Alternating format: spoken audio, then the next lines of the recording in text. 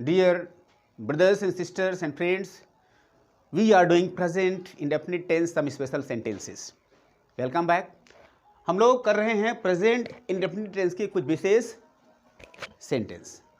पहला सेंटेंस मैंने बताया था आपको, अफर्मेटिव का सेंटेंस ये कुछ तरह से राम खाना खाता तो है, इसका मैंने आपको समझाया।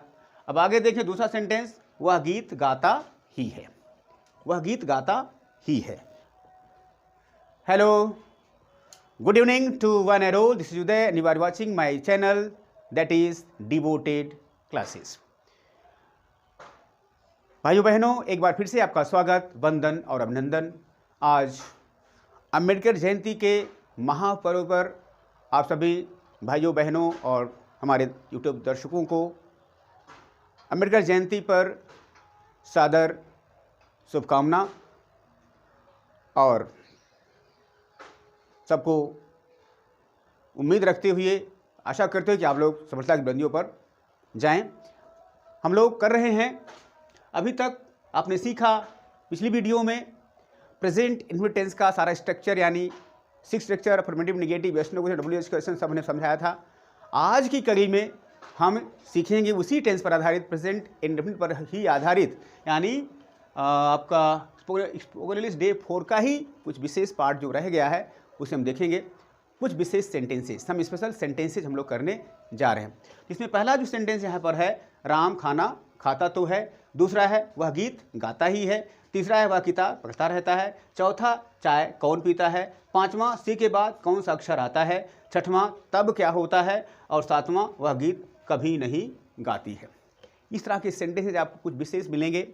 इसके पहले आपने सिंपल सेंटेंस समझा था, वह खाता है, तुम गीत गाते हो, बच्चे फुटबॉल खेलते हैं, मैं उसे पढ़ाता हूँ, राम हंसता है। सामान्य सेंटेंस आपने देखा था, प्लेन सेंटेंसेस हमने पिछली वीडियोज़ में लिया था। अब हम ले रहे हैं कुछ स्पेशल सेंटेंसेस। पहला सेंटेंस है, राम खाना खाता तो है। अगर ये होता राम खाना खाता है तब तो कोई दिक्कत नहीं थी, आप लोग सीधा कह देते, लिख देते Ram Yeats food, third person singular के आधार पर एस फॉर्म लग जाता वर्ब का, तो वहाँ कोई दिक्कत नहीं थी। लेकिन यहाँ पर तो आ जाने की वजह से एक पंगा हो गया, एक दिक्कत हो गई, एक प्रॉब्लम। सब क्या करें, अरे नया सेंटेंस आ गया, तो हमने तो अभी देखा ही नहीं था। हाँ, ये समस्या आपको हो सकती है, लेकिन हाँ ऐसा कुछ नहीं है, समस्या कुछ नहीं है। समस्या जहाँ वही उसका समाधान भी है। तो का मतलब है कुछ स्पेशल सेंटेंस या इम्फेटिक सेंटेंस, जिसको हम थोड़ा जोर दे के कह रहे हैं, बल दे के कह रहे हैं, ऐसा ये कुछ शो कर रहा है। अगर हम कहते हैं राम खाना खाता तो है, इसका मतलब राम खाना अवश्य खाता है, इसका मतलब ये निकलेगा, यानी कि हम कुछ जोर दे के बात कह रहे हैं। Something we like to say very forcefully. So we have the sense of तो का कोई यहाँ पर शाब्दिक अर्थ नहीं है। इंग्लिश में कोई तो के लिए कोई वर्ड अलग से नहीं है, तो इसीलिए हम इसको तो का कुछ अलग ढंग से प्रयोग करेंगे। इसके लिए फॉर्मूला यहाँ पर लिखा हुआ है। जब ऐसे सेंटेंस आए, सब्जेक्ट प्लस डू या dash plus V first plus O plus O W, इस फॉर्मूले को लगाइए और फटाफट इसको करते जाइए। तो करना क्या है, मान लीजिए हमने सेंटेंस लिया, राम खाना खाता तो है, तो सबसे पहले राम सब्जेक्ट लगा दिया, राम लिख दिया। अब इसके बाद हमें चाहिए डू या डैश में से कोई एक। तो चूंकि राम क्या है, थर्ड पर्सन सिंगुलर है, इसलिए इसके आधार पर हमने रूल बताया था पीछे, लगा दीजिए डज। ही सी राम बॉयगल के साथ डज लगता है, जो कि थर्ड पर्सन सिंगुलर के वर्ड्स माने जाते हैं। इसके बाद वर्ब की फर्स्ट फॉर्म यहाँ लिखी है, यानी वर्ब का फर्स्ट फॉर्म लिख दीजिए। वर्ब क्या है इसमें, खाता है, खाता, यानी खाना के लिए यहाँ पर ईट, एट, ईटन। हमें एट नहीं चाहिए, हमें ईटन नहीं चाहिए, वर्ब की फर्स्ट फॉर्म चाहिए, तो हमने ईट यहाँ पर लगाया, जो कि वर्ब की फर्स्ट फॉर्म है। इसके बाद ऑब्जेक्ट खाना है, तो इसलिए यहाँ पर इसको हमने यहाँ पर फूड लिखा और लास्ट में फुल स्टॉप लगा दिया। बस इतना सिंपल है। अगर मान लो होता तुम खाना खाते तो हो, तो क्या करते, यू डू ईट फूड। यहाँ पर डू, चूँकि यू क्या है, other than the person singular है, और उसके साथ डू आता है, डू लगा दिया गया। उसके बाद वर्ब की फर्स्ट फॉर्म तो कंपलसरी लगाना ही लगाना है, इसलिए यहाँ पर लगा दिए ईट, और अंत में लग गया फूड, और सबसे अंत में फुल स्टॉप लगा। बस इतना सा रूल है। अब समस्या ये उठती है, आप लोग कह सकते हो सर तो गलत कर रहे हो आपने तो डज लगा दिया, आपने डू लगा दिया, अफर्मेटिव सेंटेंस लगता ही नहीं। ये तो हमने या तो निगेटिव में देखा है या तो इंट्रोगेटिव में देखा है, कहाँ से आ गया बीच में टपका, दाल भात नींबू सरचंद। आप लोग कह सकते हैं हाँ यू आर राइट, बिल्कुल ये प्रश्न है, लेकिन भैया उसका समाधान भी है। ऐसा कुछ नहीं, बहुत समस्या यहाँ पर नहीं है। यहाँ पर सामान्य तौर से डू डज का प्रयोग अफर्मेटिव सेंटेंस में नहीं होता।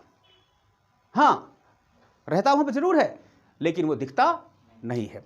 अगर हम कहते हैं तुम खाना खाते हो, तो इसका मतलब है यू ईट फूड। सिंपल आप लोग आते हो, होना चाहिए था यू डू ईट फूड, वहाँ डू को छिपा दिया गया। अगर हम कहते कि तुम वह पत्र लिखता तो है, होना चाहिए था he does write a letter, वहाँ डज है, लेकिन उसको जो छुपा दिया जाता है उसको लिखा नहीं जाता या बोला नहीं जाता। रहता है लेकिन वो छिपा रहता है।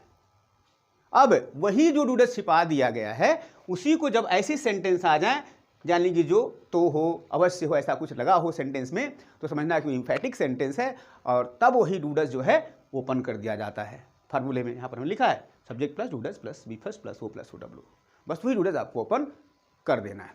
तो रूल क्या निकला? सामान्य तौर से जो प्रेजेंट इंडेफिनिट टेंस में डू या डज का प्रयोग नहीं होता, उसको छिपा दिया जाता है। लेकिन अगर वही सेंटेंस यानी प्रेजेंट के सेंटेंस में कुछ ऐसे सेंटेंस आ गए हो, ऐसे वर्ड आ गए हों जो फोर्स को शो करें या जोर को शो करें, या कुछ कोई बात हम थोड़ा क्या कहते हैं सुनिश्चित होकर के कहें, निश्चिततापूर्वक कहें, यानी डेफिनेटली, सर्टनली या आपका कन्फर्मली, कुछ ऐसा वर्ड यूज ना करना चाहें, तो वही डू डज यहाँ पर ओपन कर देते हैं। वही काम यहाँ तो कर रहा है, तो को के प्लेस पर हमने यहाँ पर डू डज लगा दिया, सेंस उसका वहाँ छिप गया। बस ये था आपका पहले टाइप का सेंटेंस। आइए देखिए दूसरे टाइप का सेंटेंस, वह गीत गाता ही है। वह गीत गाता ही है। इस सेंटेंस को ध्यान दीजिए, यहाँ पर आपको मिल रहा है, क्या मिल रहा है?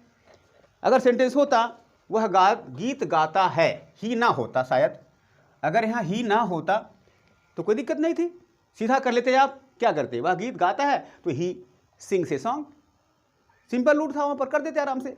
लेकिन यहाँ ही आ गया और वही ही आकर सारा काम गड़बड़ कर दिया, पंगा कर दिया, तो बस यही समस्या है। अब देखिए यहाँ पर पहली बात मैं आपको बताऊं कि इंग्लिश का हिंदी से इंग्लिश में या इंग्लिश से हिंदी में ट्रांसलेशन जो हुआ करता है, कभी भी पूरी तरह से एग्जैक्ट नहीं होता, तो काम चलाया जाता है ना। ध्यान रखिएगा, कोई भी हमारी वीडियो देख रहे हो भाई बहन, कभी भी किसी एक भाषा की दूसरी भाषा में 100% ट्रांसलेशन नहीं होता, उसका सेंस लेके उसको हम भाव देते हैं बस।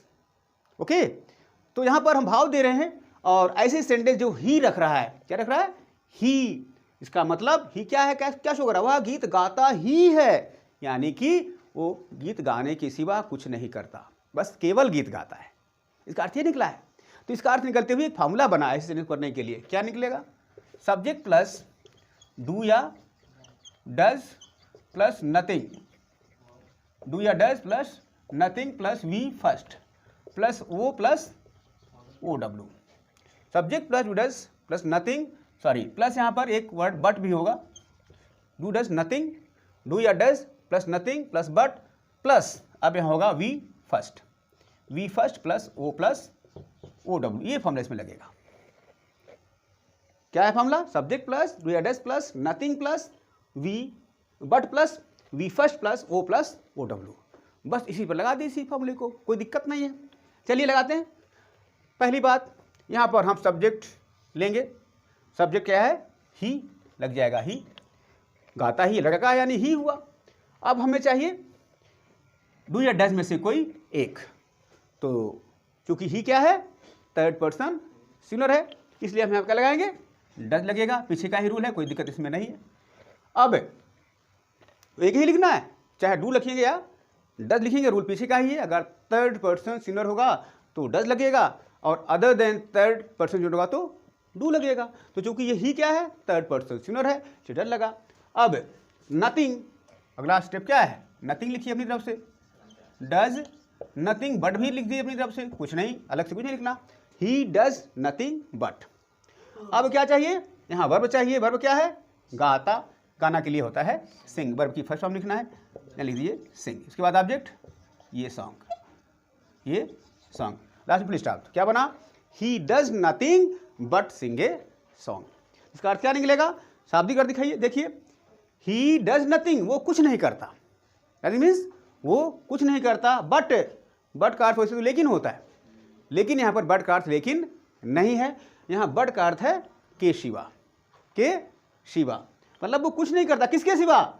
सिंग ए सॉन्ग। गाना गाने के सिवा, अर्थात गाना गाता ही है, केवल गाना गाता है, इसका अर्थ निकल रहा है। यहाँ बट का मतलब किंतु परंतु नहीं है, ध्यान रखिएगा। समझ में आ गया होगा। यहाँ पर आपको ये फॉर्मूला याद करना है और इसके आधार पर सेंटेंस को करना है। लीजिए एक सेंटेंस और लेते हैं। तुम चाय पीते ही हो, तुम चाय पीते ही हो, तो क्या करोगे, सिंपली लिख दीजिए यू डू नथिंग, यहाँ पर बट, यहाँ पर जाएगा ड्रिंक टी, बस you do nothing but drink T, सब पीछे का रूल लगा। यहाँ पर सब्जेक्ट यू हुआ, डू डज में कोई एक यानी डू लगा, चूंकि यू क्या है, other than third person singular है, इसलिए यू डू, उसके बाद नथिंग बट ऊपर से लिया हमने फॉर्मूले के आधार पर, और वर्ब की फर्स्ट फॉर्म लगानी है, इसके बाद ड्रिंक हुआ और लास्ट में ऑब्जेक्ट लग गया, तो you do nothing but drink T. कई बच्चे सोचते हैं कि यहाँ पर टू ड्रिंक होना चाहिए था, लेकिन नहीं, यहाँ इन्फिनिटिव का यूज़ है, लेकिन वो उसका सिंबल जो टू है वो छुपा दिया जाता है। यहाँ टू नहीं लगेगा, केवल ड्रिंक ही होगा, यानी वर्ब की फर्स्ट फॉर्म ही होगी। इस तरह क्या बना, you do nothing but drink tea. Okay, any problem? No problem, you are very wise guys. So आइए आगे बढ़ते हैं हम। अगला सेंटेंस आपको मिल रहा है, वह किताब पढ़ता रहता है। तीसरा सेंटेंस, वह किताब पढ़ता रहता है। अब ये सेंटेंस भी बिल्कुल अलग ढंग का आपको दिखेगा। कहेंगे सर ये क्या पढ़ा रहे हैं, हमने तो ऐसे सेंटेंस भी नहीं देखे थे, पता नहीं कहाँ से आप सेंटेंस लेके आ रहे हैं। हम तो बस आम खाता है, वह गीत गाता है, बच्चे हंसते हैं, आप अंग्रेजी पढ़ाते हो, अंग्रेजी पढ़ते हैं, बकरी हरी घास खाती है, गाय दूध देती है, हमने तो ऐसे ही सीखा था, आप तो पता नहीं कहाँ से ला रहे हो। नहीं बेटा, ध्यान दीजिए, ऐसे भी सेंटेंस हुआ करते हैं समाज में, आपने देखा होगा, मिलते रहते हैं। अरे वो तो पढ़ती रहती है, तुम खाना खाते रहते हो, वह रोता रहता है, बच्चा रोता रहता है ना, दिखते नहीं क्या सेंटेंस। ऐसे भी सेंटेंस हैं व्यवहार में, वो हमारी प्रॉब्लम कि हम कभी सीरियस को लेते ही नहीं। रटा रटा है सेंटेंस, मैं जाता हूँ, वह खाता है, बच्चा रोता है, ऐसे सेंटेंस आप लोग बनाने की बिल्कुल अभ्यस्त हो गए हो, अलग से कुछ सोचते ही नहीं, इसीलिए सारी दिक्कत है। आइए, क्योंकि स्पोकन सीख रहे हैं आप लोग, तो कुछ विशेष सेंटेंस भी हमको ध्यान में रखना पड़ेगा।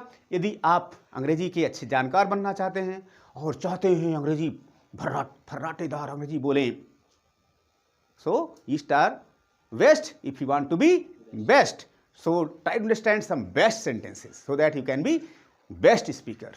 You like to be? Yes, who does not want, कौन नहीं चाहेगा भाई, सब लोग चाहते ही। तो चलिए आप भी देखें, अगला सेंटेंस क्या है, वह किताब पढ़ता रहता है, वह किताब पढ़ता रहता है, ये सेंटेंस है। अगर होता वह किताब पढ़ता तो कर लेते, अब यहाँ आया रहता है। अब रहता है आने की वजह से समस्या हो गई। बहुत सेंटेंस मिलेंगे, वह किताब पढ़ता रहता है, तुम गीत गाते रहते हो, राधा हंसती रहती है, अच्छे बच्चे फुटबॉल खेलते रहते हैं, वह बाजार जाती रहती है, तुम रोते रहते हो। ऐसे सेंटेंस आपको मिलेंगे, बहुत सारे मिलेंगे। ये तो मैंने एक एग्जांपल लिया है। ऐसे सेंटेंसेस करने का दो तरीका है, मैं दोनों बताऊंगा। पहला तरीका मैं पहले आसान वाला बताऊंगा, सब्जेक्ट प्लस गो या कीप प्लस ऑन, गो या keep plus on plus ing form plus O plus O W, बस सब्जेक्ट प्लस गो या keep plus on plus ing form plus O W, इसको हम पहले फॉर्मूले पर करेंगे। चलिए करते हैं। सबसे पहले क्या चाहिए हमको, सब्जेक्ट क्या है, वह के लिए क्या लिखेंगे, लड़का है इसीलिए ही होगा, हमने लिख दिया ही। अब चाहिए हमें गो या कीप में से कोई एक, क्या लगाएंगे, चलिए हम कीप लगाते हैं। मान लीजिए कीप तो हो गया ही, कीप, इसके बाद ऑन अभी तक लगाएंगे, और इसके बाद वर्ब हमें देखना है इंग फॉर्म, वर्ब का इंग फॉर्म। वर्ब क्या है हमारा, यहाँ पर पढ़ता रहता है, यानी पढ़ना। रीड से आईडी लगाएंगे तो क्या बन जाएगा, रीडिंग। ऑब्जेक्ट में ए बुक, तो है क्या बन गया, he keep on reading a book. आपने इसको समझ लिया होगा। I think you are confident, समझ में आ गया होगा सबको, समझ में आ गया। अरे नहीं साहब, सावधानी हटी, दुर्घटना घटी। ये सेंटेंस गलत है। कहेंगे कैसे गलत है, ऐसे गलत है कि यहाँ पर ही क्या है, थर्ड पर्सन सिंगुलर। कीप क्या है, वर्ब की फर्स्ट फॉर्म है। जब थर्ड पर्सन सिंगुलर होता है तो वर्ब में एस लगता है। प्रेजेंट इंडेफिनिट टेंस जब अफर्मेटिव सेंटेंस हुआ करता है तो जो वर्ब होती है यानी मेन वर्ब उसमें एस जोड़ दिया जाता है, इसीलिए हम यहाँ एस लगाएंगे। ही कीप्स ऑन होगा, ही कीप्स ऑन होगा। ये तो हमने खाली सिंबल के रूप में लिखा है, यहाँ से सही correct form of the verb चुनना है। तो या तो गोज लिखेंगे या कीप्स लिखेंगे, दोनों में से कोई एक लिखेंगे इस सब्जेक्ट के अनुसार। पीछे का रूल जो थर्ड पर्सन सिंगुलर और other than third person singular का रूल था वही यहाँ अप्लाई होगा, इसीलिए यहाँ ही कीप्स ऑन लिखना क्वाइट करेक्ट है। खाली गो लिखेंगे तभी गलत होगा। ऐसे करेंगे he goes on reading a book, चाहे तो आप इसको यहाँ लिख दें गोज, ही गोज ऑन, तब भी सही है। चाहे he keeps on reading a book, चाहे ही लिख दें he goes on reading a book, यहाँ पर दोनों ही सेंटेंस, दोनों ही स्ट्रक्चर करेक्ट हैं। अब कहेंगे सर ये क्या बकवास आपने लिख दिया, फिर हमको गुमराह कर दिए आप। नहीं नहीं नहीं नहीं, ऐसी बात नहीं है साहब।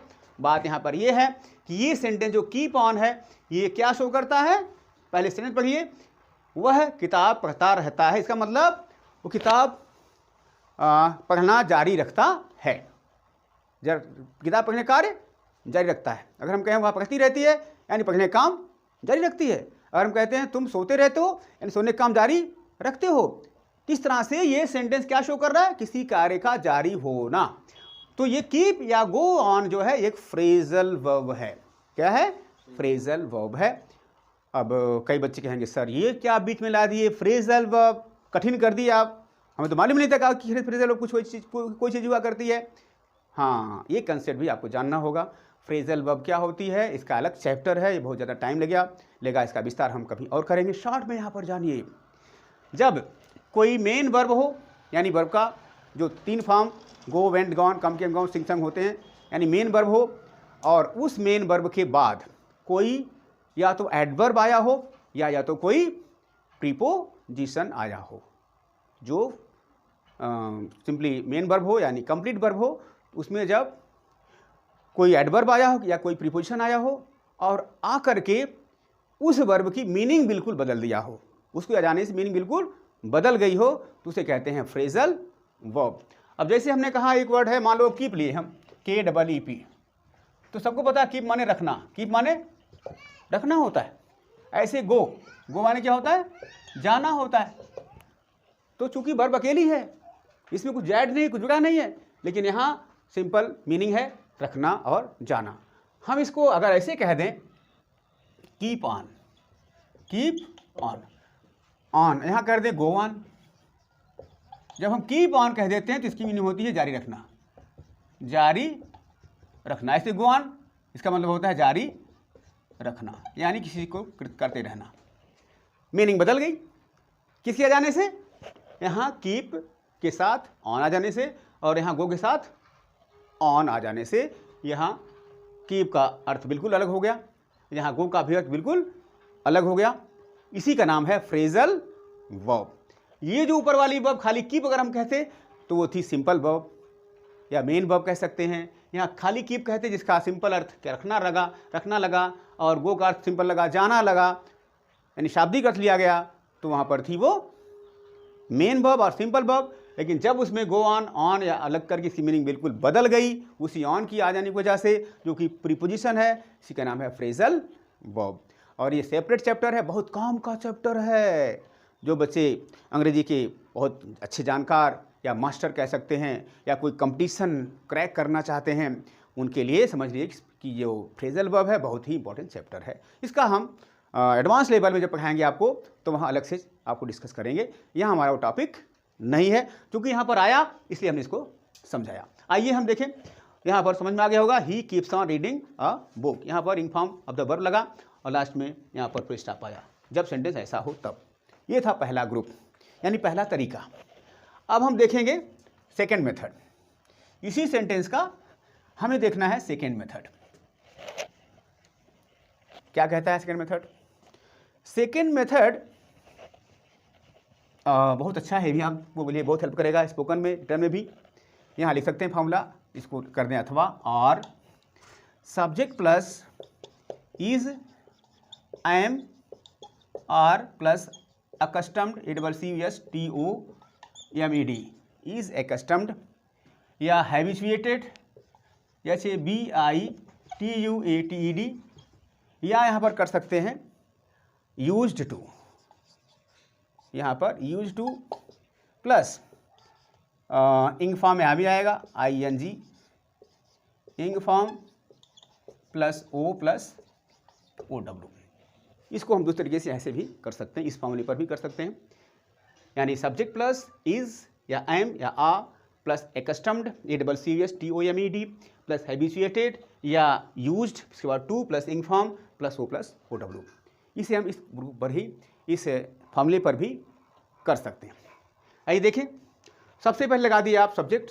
सब्जेक्ट क्या है? सब्जेक्ट हो जाएगा यहाँ पर, मान लीजिए हमने लिया था, वह है गीत गाता रहता है, ये सेंटेंस है। तो लगाइए सबसे पहले क्या, सब्जेक्ट यानी वह ही हो गया। इसके बाद हमें चाहिए इसके अनुसार इज एम आर में से कोई एक, क्या लग जाएगा इज, ही इज, क्योंकि ये थर्ड पर्सन सिंगुलर है इसलिए इज लगना है लाजमी है, यानी ही इज ही करेक्ट होगा। एम तो हो नहीं सकता, आर तो हो नहीं सकता, इसलिए इनमें से कोई एक लगाना है जो करेक्ट होगा, इज, ही इज। इसके बाद अपनी तरफ से इनमें से कोई एक चुनिए। मान हमने लिख लिया accustomed ACCUSTOMED, is accustomed, he is accustomed. इसके बाद आपका टू लगाइए, यहाँ पर हो गया to, he is accustomed to. इसके बाद वर्ब का जो है इंग फॉर्म, वर्ब क्या है, गीत गाना यानी singing, SINGING।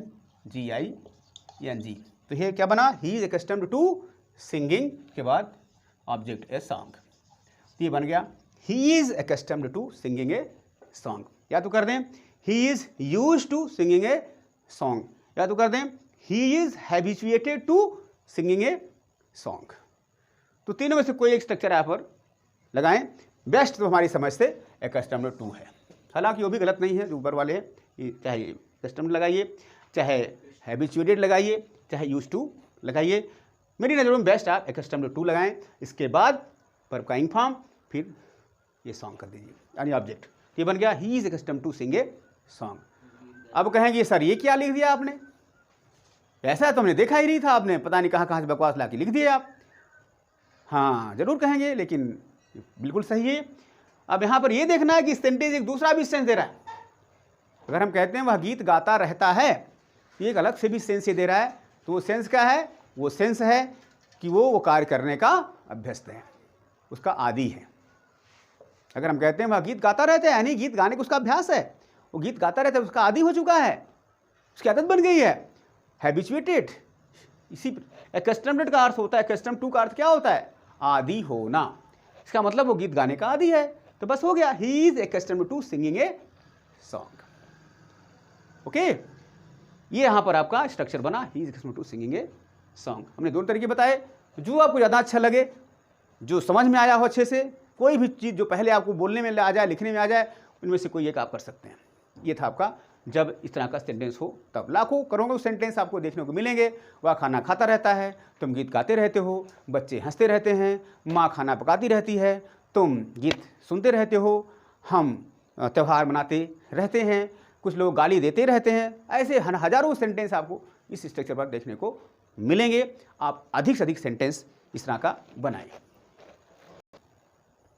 Welcome back dear friends, some more sentences we are taking. कुछ अन्य सेंटेंस हम ले रहे हैं।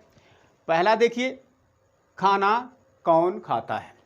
दूसरा, तब क्या होता है। तीसरा, सी के बाद कौन सा अक्षर आता है। ये सेंटेंसेज इंट्रोगेटिव हैं, आपने पढ़ा होगा, पीछे हमने बताया था इंट्रोगेटिव सेंटेंस कैसे बनाए जाते हैं। एक होता है WH क्वेश्चन, एक होता है यस नो क्वेश्चन। यहाँ पर सारे सेंटेंसेज WH क्वेश्चन के हैं, इन्हें आपको ध्यान में रखना है। देखिए पहला सेंटेंस क्या है, खाना कौन खाता है। इसकी मेकिंग सिंपली हो जाएगी who Yeats food, who Yeats food. बस इसमें कुछ नहीं पंगा है, सीधा लिख दो हु ईट्स फूड। कौन के लिए यहाँ जो अंत में है, शुरू में, बीच में है, इसको शुरू में कर दिया, हु ईट्स फूड, और लास्ट में क्वेश्चन मार्क। अब फिर कहोगे आप लोग सर ये तो बिल्कुल गलत है, इसमें डू डज आपने लगाया ही नहीं। इंट्रोगेटिव सेंटेंस में डू या डज तो लगता ही लगता है, आपने तो गड़बड़ कर दिया, सारा सब कुछ बेकार, आपने बिल्कुल गलत किया है। आप कहोगे तो ऐसी कोई बात तो है नहीं, यहाँ कोई गलती नहीं है, कोई गलती नहीं है साहब। यहाँ पर सेंटेंस कुछ एक्सेप्शनल है, यानी अपवाद वाले सेंटेंस कह सकते हैं। कुछ है जैसे हु हो गया, और एक वर्ड वाट, वाट, हु, वाट और विच, ये 3 वर्ड यहाँ पर आपको मिलेंगे। ये तीनों के तीनों वर्ड क्या हैं? Yes no question, WH question वाले, यानी WH वर्ड हैं या क्वेश्चन वर्ड हैं। ये तीनों वर्ड तो वर्ड देखिएगा, वाट, हु और विच, ये तीनों वर्ड जब प्रश्न शो करते हों और किसी सेंटेंस में सब्जेक्ट का कार्य खुद करने लग गए हों, तब वहाँ पर अलग से डू डज लगाने की जरूरत नहीं पड़ती। सेंटेंस बनता है अफर्मेटिव और लास्ट में लगता है क्वेश्चन मार्क, बस। ध्यान रखिएगा, ये सेंटेंस सारे एक्सेप्शनल सेंटेंसेस हैं, यानी अपवाद वाले सेंटेंस हैं। इसीलिए हमने यहाँ पर कौन खाता है खाना, कौन खाता है, यानी खुद कौन जो है सब्जेक्ट काम कर रहा है, इसीलिए यहाँ पर लिखा हु ईट्स फूड, खाता है, यहाँ से शो हो रहा है कि ये वर्ड माने कोई अकेला है, सिंगल है, यानी सिंगुलर है, इसीलिए यहाँ थर्ड पर्सन सिंगुलर मान करके यहाँ पर ईट्स लिखा गया, हु ईट्स, और लास्ट में कर दिया फूड। आपने देखा होगा ऐसा स्ट्रक्चर कहाँ होता है? ऐसा स्ट्रक्चर तो होता है अफर्मेटिव में। Yes form, he goes to school, he eats food, इस तरह के सेंटेंस आपने अफर्मेटिव में देखा होगा। और बिल्कुल मेकिंग यहाँ पर अफर्मेटिव ही करनी है, क्वेश्चन वर्ड शुरू में लिख करके मेकिंग अफर्मेटिव करिए, डू डज को छिपा दिया जाता है, क्योंकि ये सेंटेंस अपवाद वाले सेंटेंस हैं और यहाँ पर ये सारे सब्जेक्ट का काम कर रहे हैं। यही बात यहाँ है।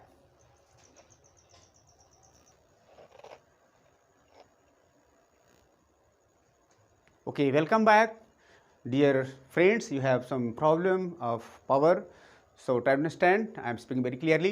बस थोड़ा सा रह गया, 2 मिनट में आपका काम हो जाएगा। यहाँ तब क्या होता है और उसी के बाद कौन सा अक्षर आता है, तब का मतलब देन हुआ, और क्या के लिए वाट होता है और कौन सा के लिए विच होता है। ऊपर सेंटेंस का ध्यान रखते वर्ड का, यहाँ सिंपल लिख दीजिए।